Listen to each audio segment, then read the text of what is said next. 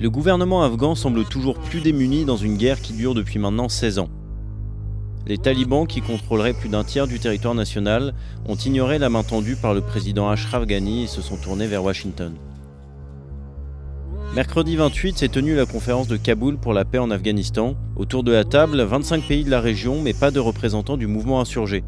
En ouverture, le chef d'État déclarait « Si les talibans déposent les armes, nous oublierons le passé pour nous tourner vers l'avenir ».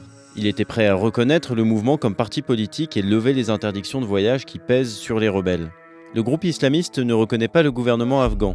Il refusait jusqu'à maintenant tout pourparler tant que des forces étrangères se trouveraient dans le pays. Les États-Unis, qui ont commencé à se retirer de la zone en 2015, ont finalement conservé une présence renforcée en Afghanistan. En août 2017, Donald Trump décidait d'envoyer 4000 hommes sur place tout en se déclarant prêt à soutenir des pourparlers entre les islamistes et le gouvernement en place. Pourtant, les talibans ont proposé à 2 reprises durant les 2 dernières semaines de dialoguer avec Washington. La proposition peut surprendre, mais les islamistes l'ont déclaré eux-mêmes. La question afghane ne peut pas être résolue militairement.